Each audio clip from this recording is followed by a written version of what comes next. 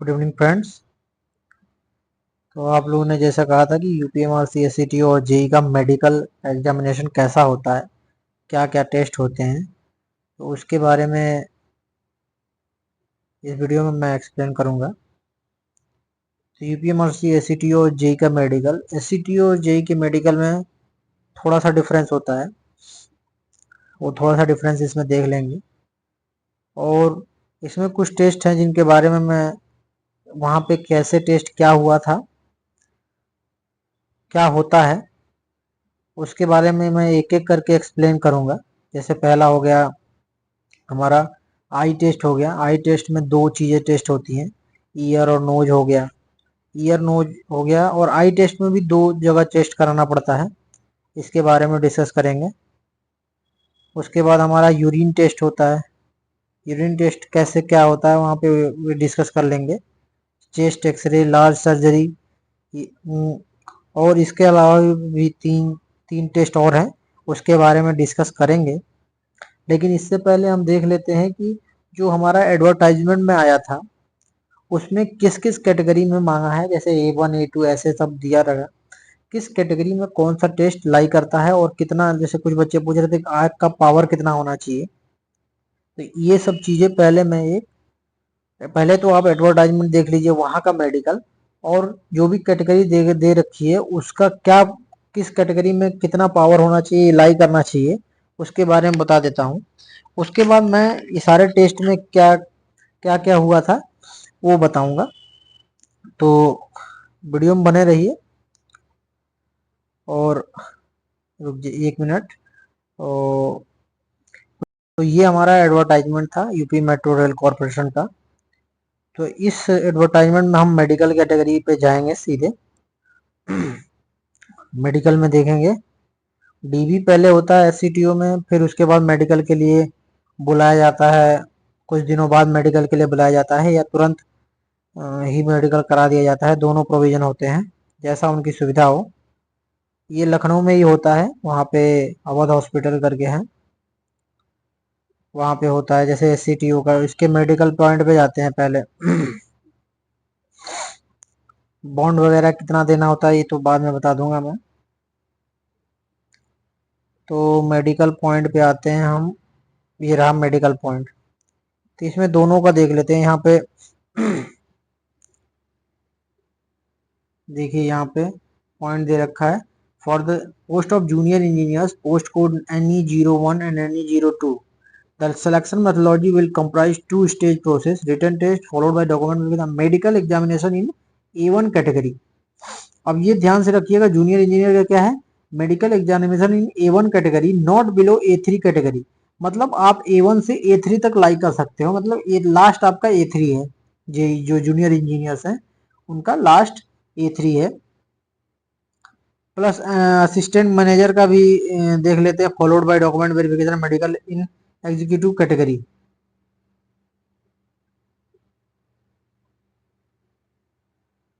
Medical examination इन executive non technical category होता है।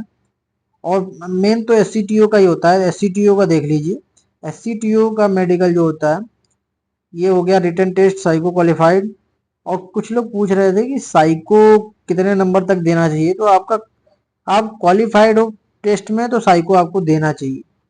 बस मेडिकल एग्जामिनेशन इन A1 कैटेगरी, तो एससीटीओ के लिए A1 कैटेगरी से में ही होना चाहिए, उससे बिलो नहीं चलेगा। और A1 कैटेगरी में क्या क्या आता है ये भी देख लेंगे। For the post of account assistant and office assistant, PR assistant, इन सब के लिए document verification medical examination in C1 category, C1 category मांगा हुआ है। तो अब हम A1 A2 A3 और C1 इन सब के बारे में जान लेते हैं कि कितना हमारा आई पावर होना चाहिए, तो काम चल जाएगा। क्योंकि आई पावर मस्ट है, उसके अलावा जो टेस्ट होते हैं उसके बारे में मैं एक एक करके एक्सप्लेन करूंगा। पहले वो इस कैटेगरी में क्या प्रोविजन होते हैं मेडिकल के वो देख लेते हैं। तो जैसे कि इस डॉक्यूमेंट में है कि फिजिकली फिट जो है वो आपका, ये वाला पॉइंट देखिए, जो फिजिकली फिट ये वाला पॉइंट देखिए, physically fit in all respect. A1 category क्या होती है, physically fit in all respect. और वो क्या क्या टेस्ट होंगे वो तो मैं बाकी वीडियो में बताऊंगा। प्लस A1 कैटेगरी में देख लीजिए, विजुअल स्टैंडर्ड कुछ लोग पूछ रहे थे क्या होना चाहिए, तो डिस्टेंट विजन 6/6 होना चाहिए विदाउट ग्लासेस और कॉन्टैक्ट लेंसेज। मतलब जो SCTO की जो साइको देगा, या जो भी वहां पे क्वालिफाइड करेंगे, जो मेडिकल टेस्ट के बाद बोलेंगे, वो विदाउट ग्लास होना, ग्लास और लेंस के 6/6 होना चाहिए उनका। नियर विजन मतलब ग्लासेस नहीं होने चाहिए, बिल्कुल फिट आई होनी चाहिए, नेकेड आई बिल्कुल परफेक्ट होनी चाहिए। कलर विजन चेक करते हैं, कलर विजन चेक करते हैं, बाइनोकुलर विजन चेक करते हैं, field vision, night vision must be present होना चाहिए।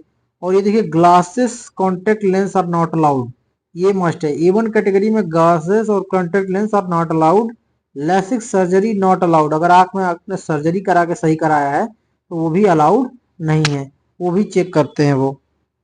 अब वो कैसे चेक करते हैं उसके बारे में मैं बताऊंगा। और A3 में कैटेगरी में देख लीजिए कि मतलब जो बोला गया था कि जो जूनियर इंजीनियर है उनका A3 से बिलो नहीं होना चाहिए, मतलब A3 रहेगा तो चल जाएगा। तो physically fit in all respect, visual standard. अब ये देखिए, डिस्टेंट विजन 6/9 विद और विदाउट ग्लासेस होने चाहिए, तो इतना चल जाएगा। नियर विजन ये हो गया। Colour vision, binocular vision, field vision and night vision must भी प्रेजेंट होना चाहिए। कलर विजन भी चेक करते हैं वो। Power of glasses not to exceed +- 2 dioptre, जो पावर आप कह रहे थे, तो जूनियर इंजीनियर SCTO के लिए तो थोड़ा सा भी पावर नहीं चलेगा।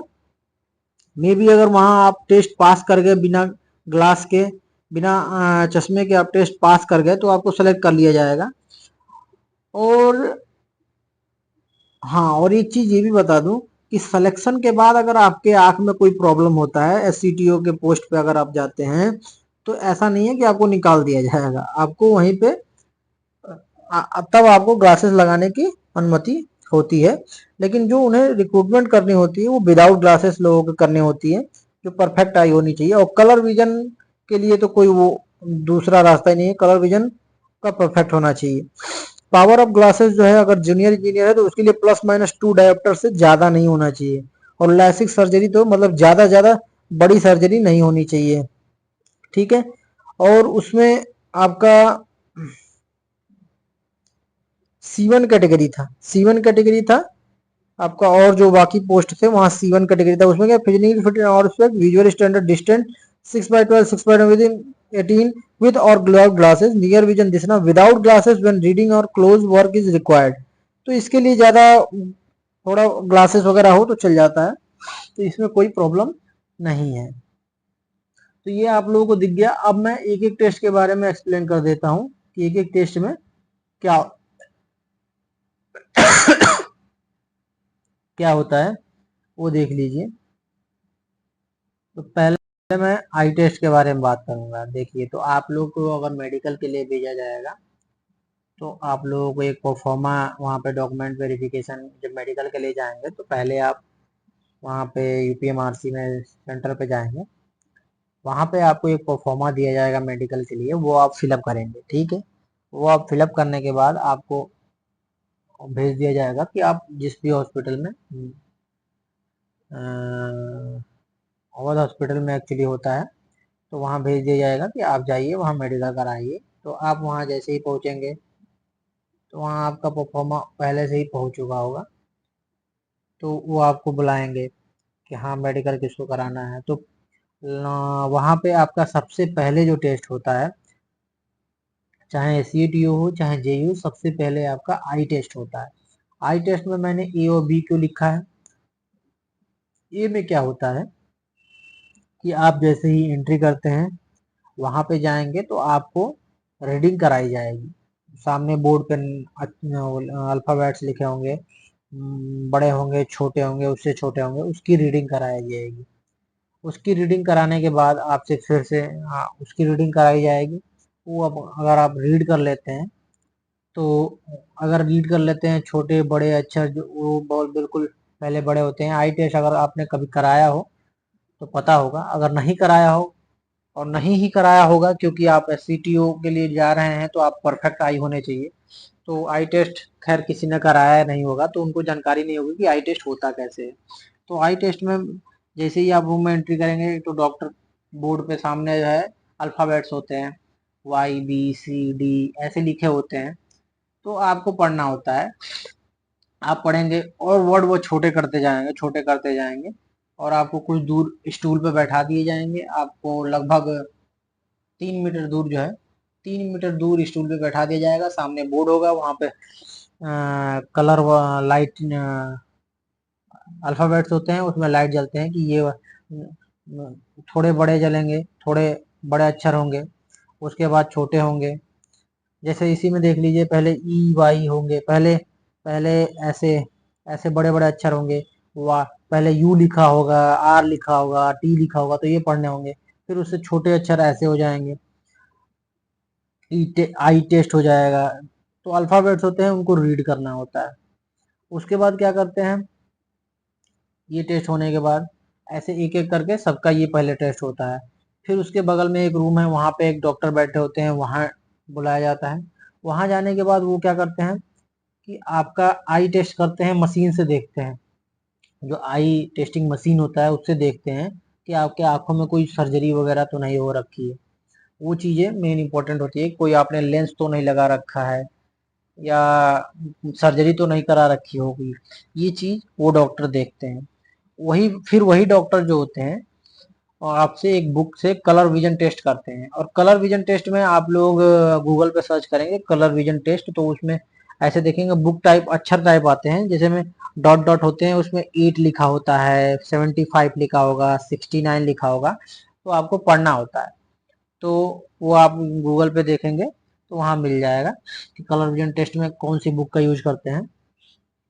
तो वहाँ पे आपको कलर विजन टेस्ट में वो पढ़ना होता है, वो आपको पढ़वाएंगे, आप पढ़ लेंगे तो कोई दिक्कत नहीं। उसके बाद ईयर और नोज टेस्ट भी होते हैं। ईयर और नोज में क्या होता है कि आपके कान में कोई प्रॉब्लम तो नहीं है, सुनने में सर्जरी वगैरह नहीं हो रखी। नोज में ये होता है, ये एक्चुअली ईयर नोज और बॉडी चेक, ये एक्चुअली ये वाला डॉक्टर, ये अलग डॉक्टर को भेजते हैं, एक डॉक्टर को, जहाँ आपकी पूरी चीजें चेक की जाती है कि आँख, नाक, कोई मतलब नाक में कोई सर्जरी, कान में कोई सर्जरी, मतलब सर में कोई सर्जरी तो नहीं की गई है। तो ये सब चीजें वो चेक करते हैं। तो आई टेस्ट तो ये हो गया। तो इसमें कोई चिंता की बात नहीं, आराम कूल होके दीजिएगा। पहले साइको क्लियर करिए, साइको क्लियर हो गया इसका मतलब ये सब क्या। दूसरी चीज होती है यूरिन टेस्ट। तो आपको यूरिन देनी होती है, वहाँ पे एक आपको बॉक्स देंगे छोटा सा, और सबको वहाँ पे यूरिन देना होगा। और यूरिन, वो यूरिन टेस्ट करके सीधे रिपोर्ट वो यूपीएमआरसी को जाती है। तब वहाँ से पता चल जाता है कि कौन मेडिकली फिट है, कौन नहीं है। तो वो ज्वाइनिंग के टाइम वो लिस्ट आती है, ज्वाइनिंग के टाइम पता चलता है कि हाँ ठीक है। तो यूरिन टेस्ट कराई जाती है। यूरिन टेस्ट में यूरिन देंगे, वो कर लेंगे, वो इसमें कोई वो नहीं है। यूरिन टेस्ट हो गया, उसके बाद आपका होता है चेस्ट एक्सरे और लार्ज सर्जरी। तो चेस्ट एक्सरे की जाती है वन बाय वन, उसके बाद वन बाय वन बुलाया जाएगा सबको, उनका चेस्ट एक्सरे एक्सरे होगा। चेस्ट एक्सरे अगर कराया होगा तो आप लोगों को पता होगा, अदरवाइज कुछ नहीं है, ऐसे जस्ट अपना एक्सरे मशीन के सामने खड़ा होना होता है, और ज्वेलरी वगैरह कुछ पहनना नहीं होता है, मेटल की चीजें, एक्सरे हो जाता है। और लार्ज सर्जरी, ये जो डॉक्टर है ना, ये जो एक डॉक्टर के पास भेजा जहाँ वो नोज और कान वगैरह का चेक करेंगे, वहां पे ये चेक करते हैं लार्ज सर्जरी के बारे में। लार्ज सर्जरी या पेट वेट अपना देखेंगे, वो पेट में कोई लार्ज सर्जरी तो नहीं की गई है, पैर वगैरह में कहीं बड़े चोट या लार्ज सर्जरी तो नहीं की गई है, ऑपरेशन वगैरह बड़े ऑपरेशन तो नहीं किया गया है। ये सब चीजें वो देखते हैं। और हाँ, एक चीज मैं इसमें नहीं डाल पाया, आगे भी नहीं है लेकिन मैं बता देता हूँ। लार्ज, वो डॉक्टर जो चेक करते हैं वो आपके माउथ भी चेक करते हैं कि आप कोई नशा वगैरह तो नहीं करते हैं, जैसे गुटखा वगैरह खाते हैं, सिगरेट वगैरह पीते हैं। तो ये सब चीजें भी वो चेक करते हैं।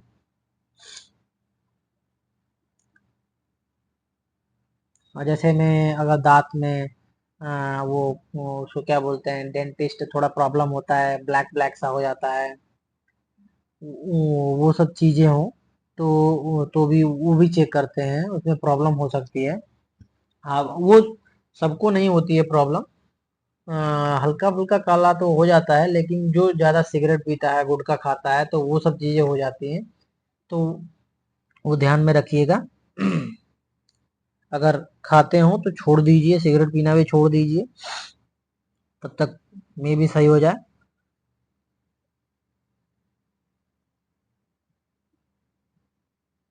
बीपी और सबसे इम्पोर्टेंट है। और हाँ, हाइट वगैरह भी चेक करते हैं। हाइट फिर दूसरे रूम में ले जाएंगे, वहाँ हाइट चेक करेंगे, वेट चेक करेंगे, बॉडी मास इंडेक्स निकालेंगे। तो ये सब चीजें होती हैं। और लास्ट में ये बीपी, ब्लड प्रेशर। तो ये सब चीजें जो है जेई और एससीटीओ दोनों के लिए कॉमन है। बस ये है कि उसमें लेवल ऑफ मेडिकल ये जो है कम हो जाता है जेई में। जैसे हमारा आई टेस्ट का था, तो उसमें वहां तक अलाउ कर देंगे, उसके बाद नहीं अलाउ करेंगे। लेकिन एससीटीओ के लिए ए1 कैटेगरी जो बताया मैंने वो रहेगा। अब क्या होता है कि हाइट एंड वेट हो गया। बीपी, ब्लड प्रेशर की अगर बात करें तो ब्लड प्रेशर, बीपी चेक करते हैं। बीपी में आपको कूल डाउन रहना है, क्योंकि ज्यादातर बच्चे यहीं पे गड़बड़ करते हैं और उनका बीपी बढ़ जाता है। फिर उनको अगले दिन के लिए मेडिकल के लिए बुलाया जाता है। तो बीपी नॉर्मल रखिए। और बीपी कब ज्यादा होता है? जब आप ज्यादा खाना खा लेते हैं, तो जस्ट एनर्जी ज्यादा प्रोड्यूस करनी होती है, तो उस समय बीपी ज्यादा हो गया था। हमारे टाइम ऐसा हुआ था कि मेरा सेकेंड डे टर्न आया था। पहले दिन नहीं हो पाया था, रात हो गई थी। सुबह को गए थे हम लोग और रात हो गया था मेडिकल कराने में। तो दूसरे दिन टर्न आया था। उस दिन हुआ था, कुछ बच्चों ने जो है चावल वगैरह और थोड़ा बिरयानी वगैरह खा के आ गए थे। तो उस समय हुआ यह था, उनका बीपी बढ़ गया था, क्योंकि जस्ट प्रोसेस में लग जाता है, ब्लड प्रेशर बम पंप करने लगता है, तो उस समय बीपी बढ़ गया था। तो हल्का फुल्का खा के आइए, या ना ही खा के आइए। अगर सुबह है तो नहीं खाइए, शाम है तो लंच कर लीजिए। अगर लंच के बाद है, 2-3 घंटे बाद है, तो अगर लंच के जस्ट पास हो रहा है आपका, तो ना ही खाइए तो सही है। वैसे बीपी टेस्ट हो जाता है तो सही होता है। अदरवाइज दूसरे दिन वो बुला लेते हैं अगर नहीं हो आपका तो ये चीजें हो गई।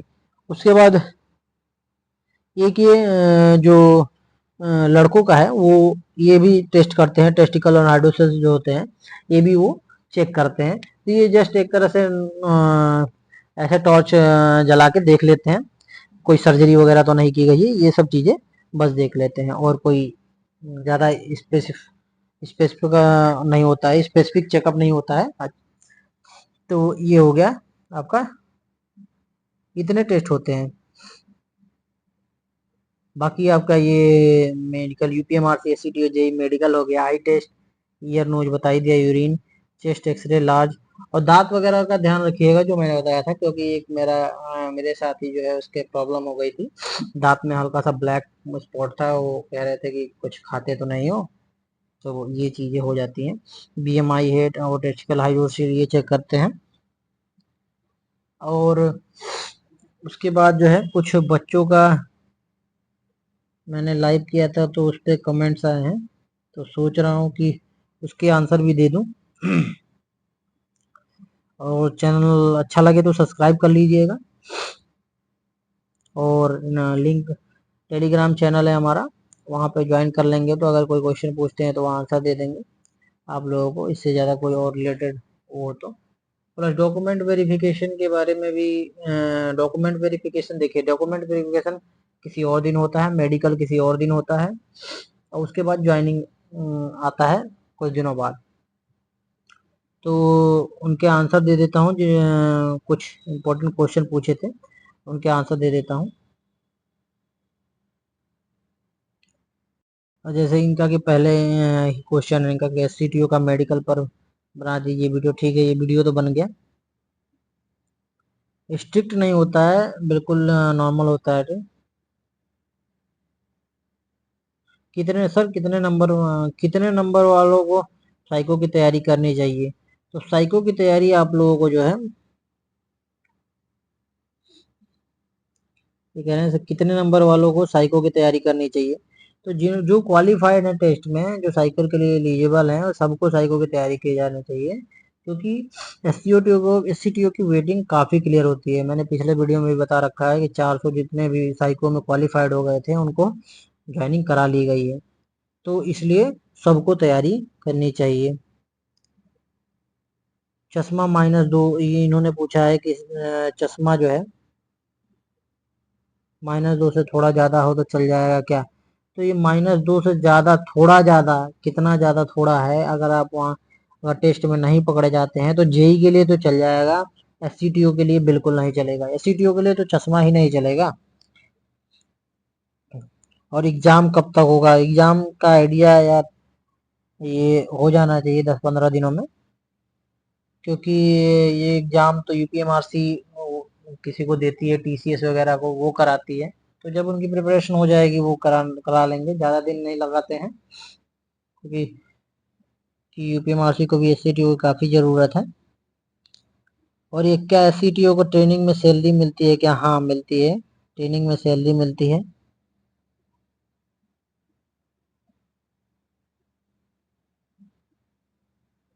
ट्रेनिंग लखनऊ में ही होती है। गर्ल्स के लिए मेंटेनर का जॉब अच्छा है, मैंने पहले वीडियो में बताया था। गर्ल्स के लिए जो मेंटेनर का जॉब अच्छा है, ठीक है। मेंटेनर का वर्क प्रोफाइल जो है मैंने बताया बताया रखा है वीडियो में। तो मेंटेनर के वर्क प्रोफाइल में आपको वहाँ पे जस्ट ऑफिस वर्क होता है, बाकी डे ड्यूटी होती है, जस्ट वर्क करवाना होता है, आपको करना नहीं होता है, हार्ड ड्यूटी नहीं कर सकते, तो इसलिए वहाँ पे ऑफिस वर्क होता है काफ़ी चीज़ें।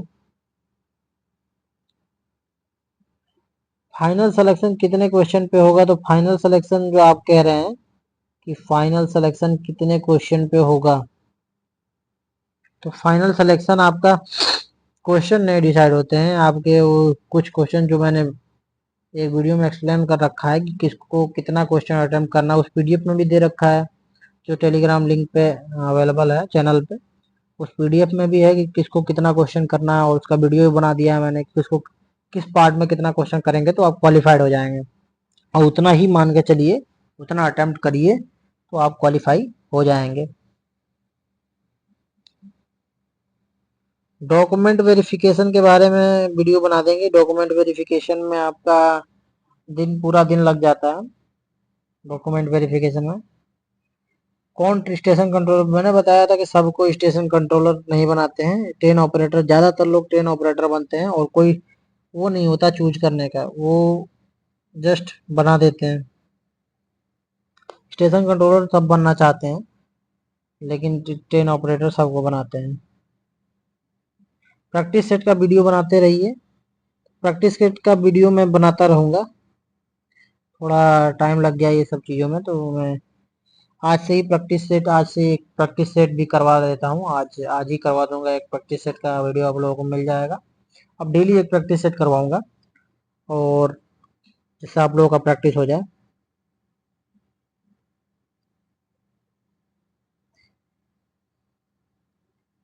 एससीटीओ की ज्वाइनिंग कहाँ? हमारी ज्वाइनिंग हमने रिजाइन कर दिया है, तो अभी मैं दूसरी जगह जॉब पे हूँ। जॉब प्रोफाइल के बारे में वीडियो बना दिया है।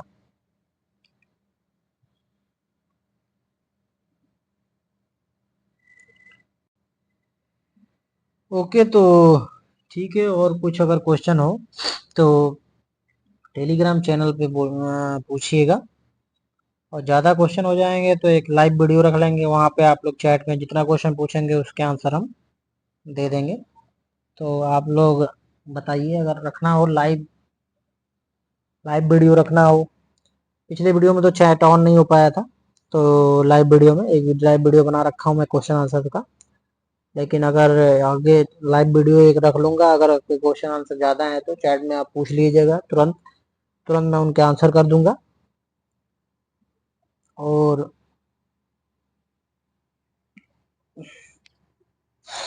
अगर रखना हो तो टाइमिंग बता दीजिएगा, कल रख लेंगे 9-10 बजे के करीब जो है रात में रख लेंगे, अगर कहेंगे तो। ठीक है, तो ओके, थैंक यू। प्रैक्टिस करते रहिए। और जेई का जिनका तो डॉक्यूमेंट वेरिफिकेशन होगा, उनका डॉक्यूमेंट वेरिफिकेशन होगा, फिर कुछ दिनों बाद उनको मेडिकल के लिए बुलाया जाएगा। ठीक है, ओके, थैंक यू। सब्सक्राइब कर लीजिए चैनल को, जो भी ब्राउज करके आ रहे हैं, यूट्यूब पे सर्च करके आ रहे हैं, वो चैनल को सब्सक्राइब कर लें, और टेलीग्राम चैनल भी हमारा ज्वाइन कर लें, वहाँ पे अपडेट्स मिलते रहेंगे और आगे के भी लिए भी। जो भी अगर हेल्प हो तो उसके आंसर कर सकता हूँ मैं। एसजेवीएन में भी मैंने जॉब कर रखा है, तो एसजेवीएन के बारे में भी अगर कुछ लोगों को जानना हो तो वो भी उसके बारे में बता दूंगा। वहाँ पर इंटरव्यू कैसा हुआ था एसजेवीएन में,